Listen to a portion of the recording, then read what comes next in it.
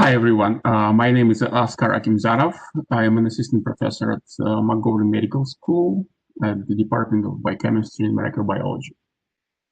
My lab is focused on post-translational protein modification with fatty acids. It's called protein acylation or protein palmitoylation. Most of you haven't heard of this modification before, and I think right now it's a perfect moment to learn about it. Here's why. It was first discovered almost 35 years ago in 1985. But I wouldn't study it at that time because we had no clue what this modification does to proteins.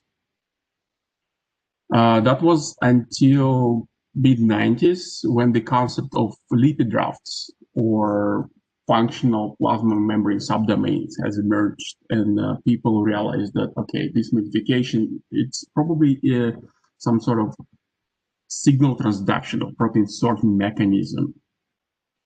But we still did not know how it's regulated. And you would have to wait 10 more years until protein acyltransferases, a family of DHHC enzymes that add these fatty acids to proteins, was discovered in mammalian cells. It still was not the good time to join the field because methods were not reliable. At the time, most people would use tritiated fatty acid analogs like tritiated palmitic acid to study this. And you would have to expose your membranes for a month to see something, to see this modification. And if it doesn't work, if something is messed up, you would have to wait another month.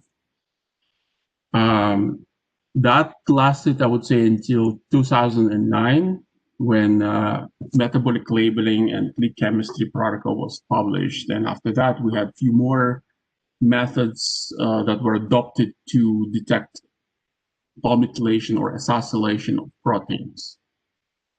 I would say everything came together maybe around 2016 when we had biochemical methods to study this modification.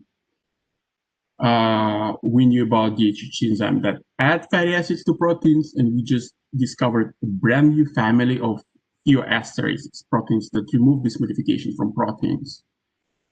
And finally, in 2016, I started my lab here at UT Health to study this modification in the immune system.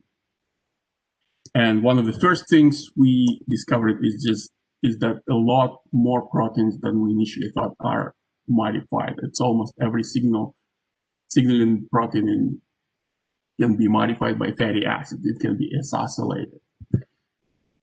So right now we have biochemical tools to detect it. We have enzymatic targets.